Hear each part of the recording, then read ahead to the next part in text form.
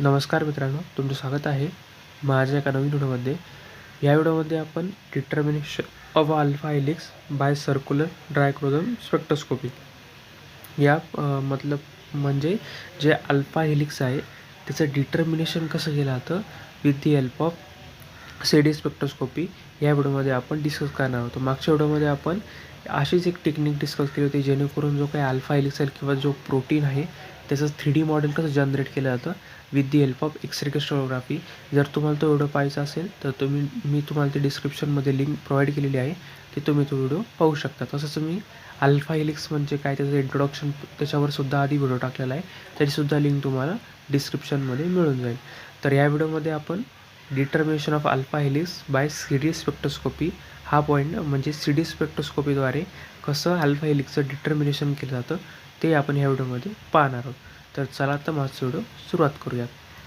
सर्वात प्रथम इंट्रोडक्शन पाहूयात. CD spectroscopy is a powerful analytical technique use to study the structure and interaction of a molecule. तर या स्पेक्ट्रोस्कोपीद्वारे जे काही मॉलिक्यूल असेल त्याचं किंवा जे स्ट्रक्चर असेल त्याचं इंटरॅक्शन विथ जो काही मॉलिक्यूल असेल त्याचं इंटरॅक्शन कसं होतं, त्याचं पूर्णपणे स्ट्रक्चर कसं दिसतं आहे. Particularly those that are a chiral means they have a handedness like our hand left and right hand. तर जे काही म्हणजे आपण त्यांना असं म्हणू शकतो, जे काही तिरळे जे काही मॉलिक्यूल वगैरे असतात त्याचं पूर्णपणे स्टडी या CD स्पेक्ट्रोस्कोपीमध्ये केलं जातं. म्हणजे जे काही लेफ्टी टू राईटी पूर्णपणे सर्क्युलर होत असतात त्याचं जे काही मॉलिक्यूल असतील त्याचा स्टडी या CD स्पेक्ट्रोस्कोपीद्वारे केला जातो. It measure the differential absorption of a left handed and right handed circularly polarise light by a sample. आणि ह्या टेक्निकमध्ये जी काही पॉलराइज लाईट आहे तिचा वापर करून आणि नंतर मग left handed to right handed जे सर्क्युलरली जे सॅम्पल त्याच्यामध्ये रन होते त्याच्यावरती पोलराइज लाईट हा पूर्णपणे बंबार्ड केला जातो. आणि नंतर मग जो डिफरन्शियल ॲब्सॉर्प्शन असतो जो स्पेक्ट्रम असतो तो डिटेक्ट करतो आणि जेणेकरून आपल्याला एक स्पेक्ट्रा मिळतो आणि त्याच्यावरून आपण ते काही मॉलिक्यूल वगैरे असेल त्याचं 3D मॉडेल किंवा त्याचं स्ट्रक्चर वगैरे आपण जनरेट करू शकतो किंवा आपल्याला त्याचे पूर्णपणे इन्फॉर्मेशन आपल्याला मिळते. हे झालं त्याचं इंट्रोडक्शन. आता पूर्णपणे त्याचं वर्किंग कसं होतं ते आपण पाहूयात. The light is a wave that can be polarised meaning its electric field vibrate in a specific direction. आणि जे काही लाईट वगैरे असते ती पोलराइज फॉर्ममध्ये आपल्याला पूर्णपणे वापरावी लागते जेणेकरून जे काही इलेक्ट्रिक फील्ड आहे ती व्हायब्रेट होऊ शकेल एका स्पेसिफिक डायरेक्शनमध्ये. आणि regular light is a unpolarise with a electric field vibrating in all direction. आणि जी अनपोलराइज जी लाईट असते ती कोणत्याही म्हणजे जे इलेक्ट्रिक फील्ड असते ती त्याच्यातला जो लाईट असतो अनपोलराइज असल्यामुळे ती कोणत्याही डायरेक्शनला व्हायब्रेट होऊ शकते. पण आपल्याला जी पोलराइज लाईट आहे ती एका स्पेसिफिक डायरेक्शनला इलेक्ट्रिक फील्ड जी काय ती व्हायब्रेट झाली पाहिजे. त्याच्यानंतर circularly polarise light has a electric field that rotate either clockwise right handed और counter clockwise left handed as it travels. तर मग जी काही सर्क्युलरली पोलराइज लाईट आहे जी काही इलेक्ट्रिक फील्ड आहे ती क्लॉकवाईज डायरेक्शन म्हणजे राईट हँडेडसुद्धा फिरते आणि किंवा काउंटर क्लॉकवाईज लेफ्ट हँडेडसुद्धा त्याच्यामध्ये ट्रॅव्हल होते. जे काही मॉलिक्यूल वगैरे असेल किंवा सॅम्पल वगैरे असेल त्याच्यावरती जी काही लाईट वगैरे असेल ती बंबार्ड केली जाते जेणेकरून मग त्याचं डायरेक्शन कसे होते, कधी राईट हँडेड पण होते आणि कधी लेफ्ट हँडेड पण होते आणि ते ट्रॅव्हलवरती डिपेंड आहे. The chiral molecule interact the differently with a left-handed and right-handed circularly polarized light absorbing one more than the other. तर जे काही कायरल मॉलिक्यूल असतात ते मेनली मी आत्ता पाहिलं जे left handed to right handed circularly rotate होत असतात किंवा ट्रॅव्हल होत असतात अशावरती पॉलराइज लाईट ही मारली जाते आणि नंतर मग ती काही मॉलिक्यूल वगैरे असेल ती पूर्णपणे तो जो पोलराइज लाईट असतो त्याला ॲब्सॉर्ब करतात. ॲब्सॉर्ब केल्यानंतर this difference in absorption is measure by the CD spectrometer and plotted as a spectrum. आणि नंतर जे काही ॲब्सॉर्प्शन झालं ते जे काही पूर्णपणे ज्या मॉलिक्यूलने जर ती पोलराइज लाईट ॲब्सॉर्ब केली नंतर मग ती मेजर केली जाते CD स्पेक्ट्रोमीटर मशीनवरती आणि त्याचं ॲज अ स्पेक्ट्रा प्लॉट केला जातो. तो डिटेक्ट करतो आणि मग नंतर आपल्या PCवरती जे काही पूर्णपणे ज्याचं स्पेक्ट्रम वगैरे असेल पूर्णपणे त्याची लाईन वगैरे असेल त्याचं पूर्ण स्ट्रक्चर आहे त्याचं जनरेट होतं. Which can be use to obtain the information about the structure and interaction of the molecule. आणि नंतर मग आपल्याला लास्टला त्याचे पूर्णपणे मॉलिक्यूलचं इंटरॅक्शन किंवा स्ट्रक्चर त्याचं आपल्याला पाहायला मिळतं. म्हणजे काय असतं, ही टेक्निक एकदम सिम्पल आहे.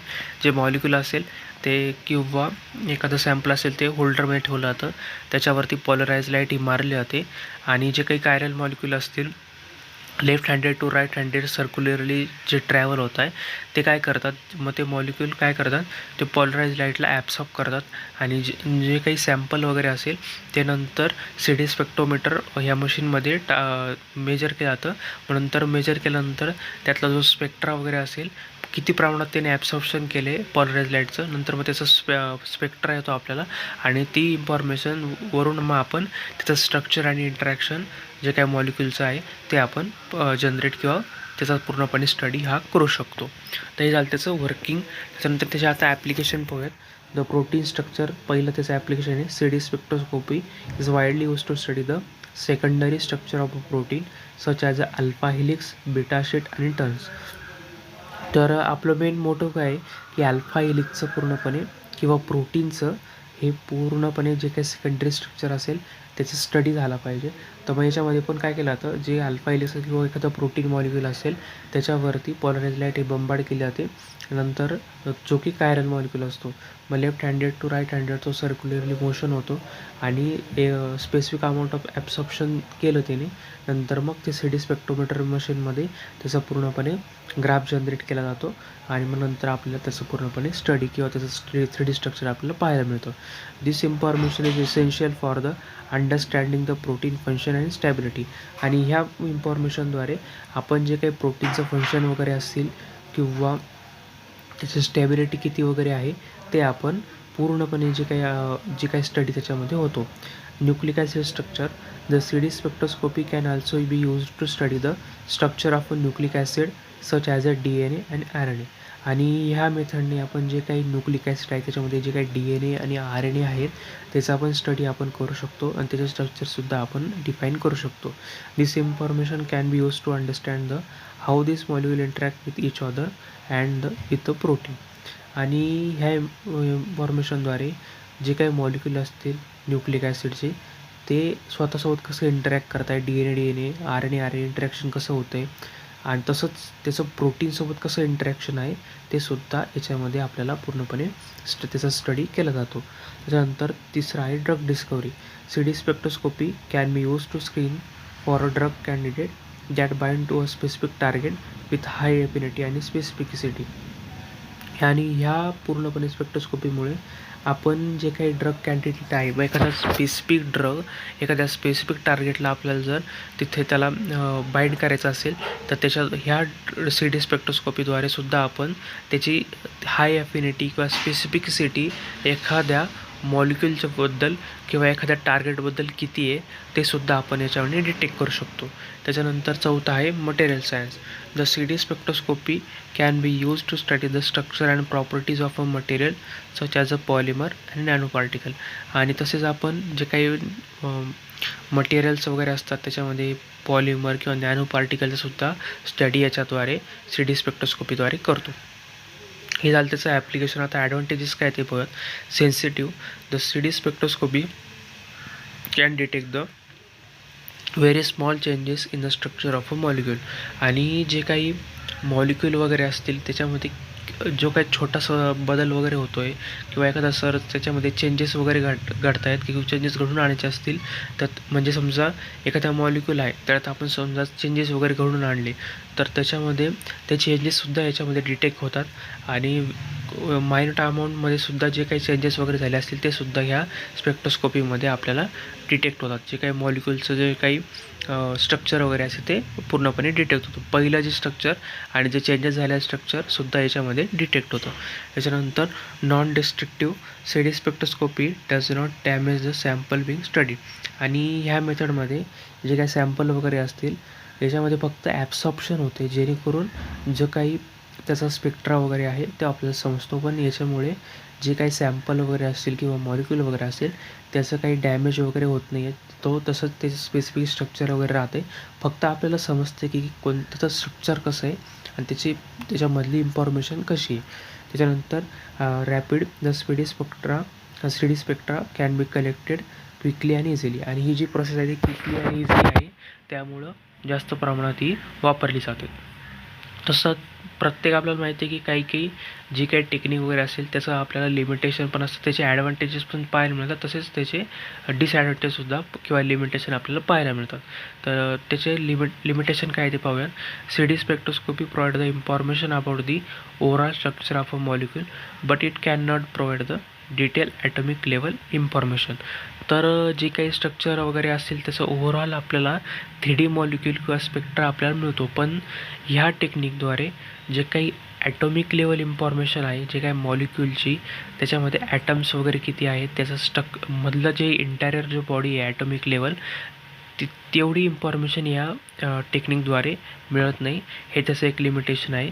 आणि तसंच ही जी स्पेक्ट्रोस्कोपी आहे ती फक्त जे कायरल मॉलिक्यूल आहे, म्हणजे जे left handed to right handed circularly motion करत आहे किंवा ट्रॅव्हल करत आहे, त्याच मॉलिक्यूलचा ॲब्सॉर्प्शन आपण त्याचा स्पेक्ट्रा आपण ह्या CD स्पेक्ट्रोस्कोपीद्वारे पाहू शकतो.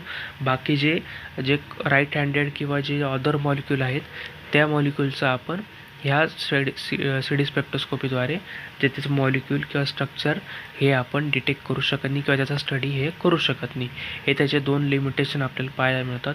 तर ह्या व्हिडिओमध्ये आपण CD स्पेक्ट्रोस्कोपी म्हणजे काय, त्याचं वर्किंग वगैरे कसं आहे, त्याचं ॲप्लिकेशन आणि त्याचं लिमिटेशन वगैरे काय ते पाहिलं. तर तुम्हाला माझा व्हिडिओ आवडला असेल नक्की लाईक करा, शेअर करा आणि सबस्क्राईब करायला विसरू नका. चला भेटूया पुढच्या व्हिडिओमध्ये.